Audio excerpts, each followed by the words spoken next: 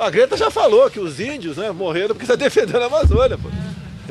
É impressionante a imprensa dar espaço para uma pirralha dessa aí, uma pirralha. Este aí é o presidente da República, o senhor Jair Messias Bolsonaro, chamando hoje de manhã a Greta Thunberg de pirralha, porque ela teria republicado ali uma reportagem sobre as mortes de índios, de ativistas indígenas na Amazônia, na floresta, nos últimos dias. Eu sinceramente queria saber por que a Greta Thunberg mexe tanto com os adultos. Porque há uma reação completamente irracional em adultos quando se trata da Greta Thunberg, que é uma adolescente de 16 anos e que tem viajado o mundo denunciando o aquecimento global, as mudanças climáticas e os riscos que a destruição do meio ambiente representam para a nossa espécie humana como um todo. E, obviamente, para gerações futuras da qual ela faz parte. Se vocês se lembram, recentemente, a Greta Thunberg esteve na ONU, fez um discurso na ONU histórico lá, e isso causou uma reação global, mundial, do Trump, do Bolsonaro, no Brasil também, muita gente criticou a Greta Thunberg. E não apenas na direita, não apenas na extrema-direita, mas também entre a extrema-esquerda. Teve gente, sério, teve jornalista que chegou a falar que a Greta precisava de sexo, transar com alguém para poder parar de se preocupar com essas besteiras. Então, por um lado, você tem a extrema-direita com um discurso negacionista, se recusando a aceitar a ciência e reconhecer que, de fato, a destruição do meio ambiente é um perigo para todos nós. Talvez nós, adultos e mais velhos, não vejamos as piores consequências disso, mas os mais jovens certamente sofrerão com isso. E algumas alas mais delirantes dizem que essa é uma conspiração para atrapalhar países capitalistas, para prejudicar, sabe, a economia dos países. Então se tem de tudo, né? E na extrema esquerda, o que eu vi também, foi algumas pessoas dizendo assim: quem é essa menina aí? Eu já estou aqui há muito mais tempo lutando por isso. Como se fosse uma disputa por protagonismo. Como se o que importasse não é a luta, não é a causa, não é a proposta, não é aquilo que se quer fazer, mas quem está liderando isso. Então, realmente, eu não entendo, gente, porque tanto faz se é a Greta ou se é outra pessoa. O que importa é que ela tem trazido visibilidade para isso. Uma visibilidade global para esse assunto. Se de fato tem tido algum tipo de avanço concreto nesse tema, né, para enfrentar o aquecimento global, as mudanças climáticas, não sei dizer. Mas o fato é que a Greta tem trazido sim visibilidade. Ela fala, ela viaja, e isso traz os holofotes para ela e se ouve.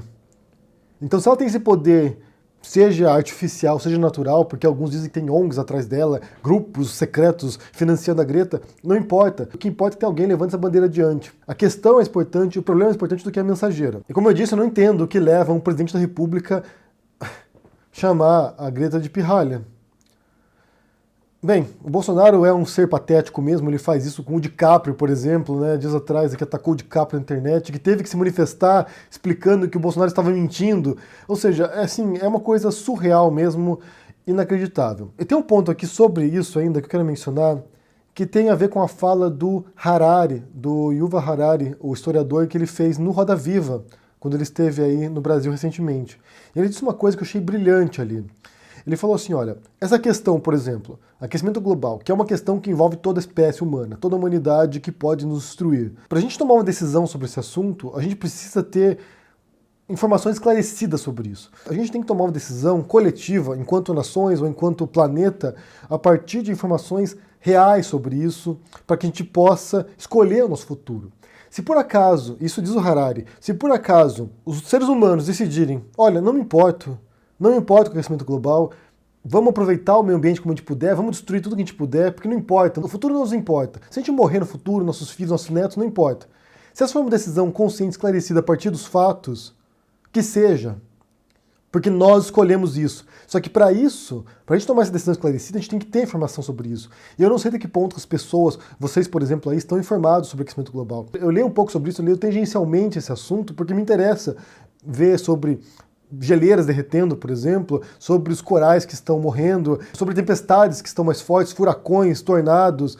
Então, assim, me interessa esse assunto, embora não seja muito profundo, mas eu pesquiso sobre isso. E há quem pense, por exemplo, que é melhor que a gente desapareça mesmo. Porque se a gente desaparecer do planeta, a natureza vai poder se recuperar depois. Vai eliminar esse câncer que é a espécie humana e depois o mundo pode voltar ao normal. Bem, tem quem acha que é melhor assim. Mas obviamente que essa decisão, essa escolha coletiva tem que ser esclarecida. A gente tem que saber o que se passa. A gente tem que saber o que os cientistas dizem para que a partir disso governos, nações, populações possam decidir o futuro. E não há isso. É justamente por isso que o trabalho da Greta Thunberg é tão importante. porque alguém que está trazendo visibilidade para esse tema e tem posto na pauta esse tipo de debate. E realmente não importa se a Greta Thunberg é liberal, se ela é comunista, se ela é marxista, se ela é conservadora. O que importa é que é um tema crucial para a nossa espécie. Não importa quem está dizendo, mas sim trazer essa mensagem a público. E é surpreendente que você também tenha alguém da idade dela tendo que fazer isso, dando uma lição de moral para adultos que fecham os olhos e fingem que isso não é um problema.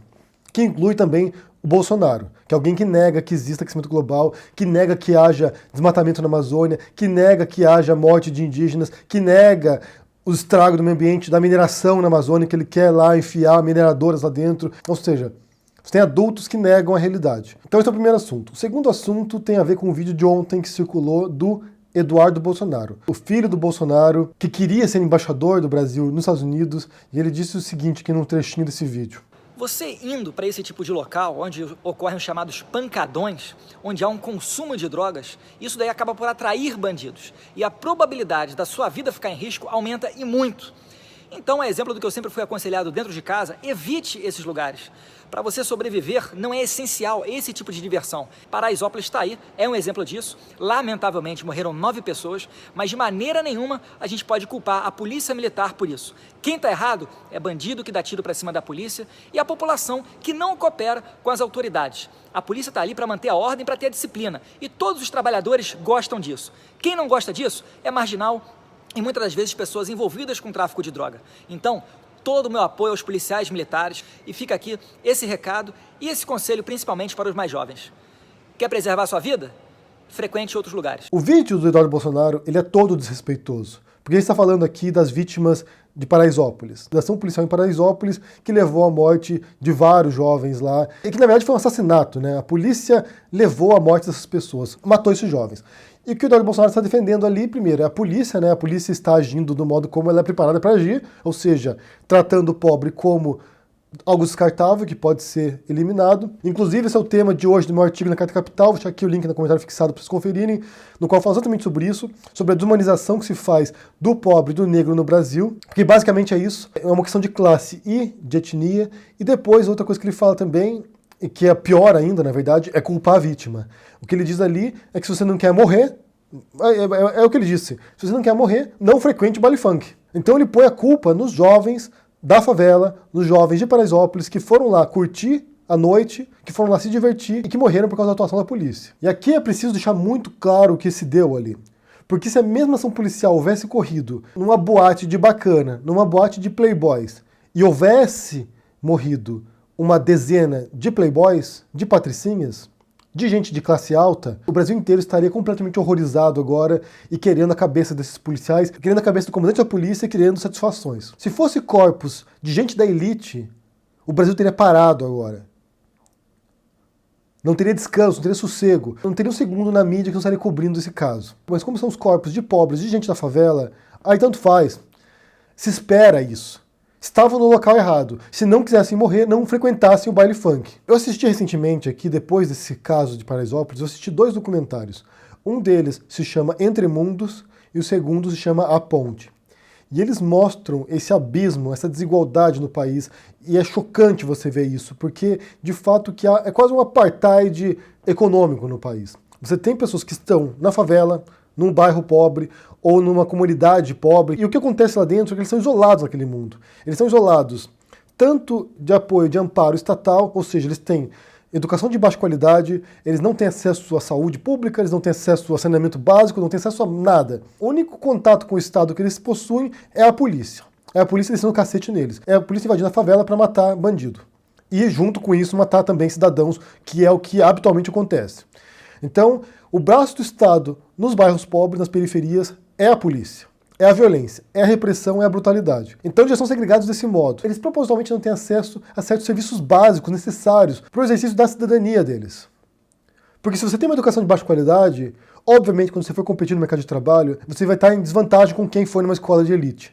Obviamente, isso é claro. Se você não tem saúde de qualidade, a sua vida vai ser mais curta, de menor qualidade, com doenças que poderiam ser evitadas, prevenidas. Ou seja, você vai morrer mais cedo também. E outro fator, além do econômico, tem a ver também com a cor da pele. Também é um legado histórico do Brasil da escravidão, e que acaba também distinguindo no Brasil, ainda hoje, quem merece as coisas e quem não merece. E daí tem gente que vem com aquela retórica da meritocracia, né, de você vai vencer na vida, você vai trabalhar duro e vai vencer na vida, que é uma balela. O Brasil tem uma perspectiva de mobilidade social que é muito baixa, é terrível. Se você nascer pobre, a chance de você morrer pobre é enorme. Justamente porque não existe e não há nenhuma intenção de que exista essa igualdade de oportunidades, para que pessoas em diferentes condições sociais possam juntas competir por espaços, galgar degraus na sociedade. Isso não acontece, não se dá. Porque onde você nasce, em que classe você nasce, a cor da sua pele determina muito o seu futuro. E além de não ter esses serviços básicos que deveriam ser fornecidos pelo Estado, eles também não têm direito nem sequer à diversão, à cultura. Ou seja, para o Eduardo Bolsonaro, para que esses jovens da periferia possam se divertir, eles têm que sair da favela, sair do bairro pobre no qual eles moram, viajar até um bairro de bacana e frequentar uma boate para qual eles não podem nem pagar a entrada. Se eles não querem ser mortos pela polícia, eles têm que frequentar as festinhas, as baladas com cocaína, com êxtase, que frequenta os amiguinhos do Eduardo Bolsonaro. Porque esse é o tipo de ilicitude permitida, dos bacanas, da burguesia. E aqui, mais uma vez, o que você percebe, né, tanto no Bolsonaro, nessa fala dele, chamando a Greta Thunberg de pirralha, quanto do Eduardo Bolsonaro pondo a culpa nas vítimas, morreram porque estavam frequentando baile funk. Ou seja, mereceram. Se estivesse numa festa bacana, não teria acontecido isso. Obviamente, porque a violência, a repressão não vai no baile do bacana, vai no baile do pobre. O que você vê nessas duas falas é o despreparo intelectual e moral dessas pessoas.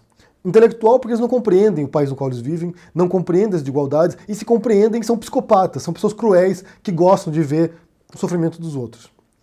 E o moral é isso, né? Essa maldade deles. É de você achar que está certo, tudo bem. O pobre perder a vida ali é efeito colateral. Tem que pegar o fuzil do bandido, tem que invadir a favela e matar um monte de gente para pegar 2, 3 fuzis ali dos traficantes. Vale a pena. É uma boa troca fazer isso. Matar a tiazinha do carrinho de pipoca lá para poder pegar um traficante. Vale a pena, é uma boa troca. Então o que há nos Bolsonaros é uma falha moral. Como eu disse, é uma tendência a desumanizar os outros, a desumanizar grupos aos quais eles não pertencem. E eles fazem isso sistematicamente. Eles desumanizam os pobres, nesse caso, desumanizam quem foi no baile funk. É o modo de desumanizá-los, e eu falo isso no artigo da Carta Capital hoje. E eles também desumanizam opositores políticos. Desumanizam petistas, desumanizam comunistas, o termo genérico que eles utilizam, desumanizam a esquerda, desumanizam outros grupos. É um trabalho constante de isolar o grupo deles como os nobres, os puros, os justos e todo o resto, a escória, os vermes, que devem ser destruídos. Então é uma falha moral e é um recurso principalmente fascista isso.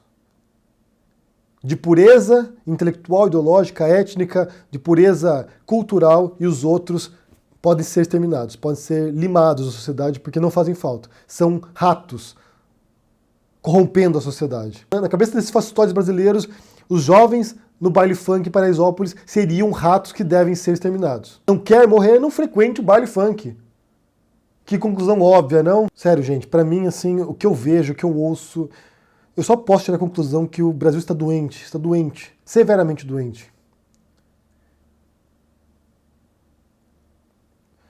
Eu quero saber o que vocês pensam sobre esses assuntos aqui, sobre o ataque agora do Bolsonaro contra a Greta Thunberg e também sobre essa fala do Bolsonaro. O que vocês pensam? Leiam o artigo de hoje da Carta Capital também, no qual eu menciono essa desumanização que é feita em relação a certos grupos e como isso é uma estratégia fascistoide também. Me digam aí, deixa aqui no comentário, deixa o joinha, assine o canal, ajude no apoia e a gente se vê por aí. Abraço e até mais. Tchau.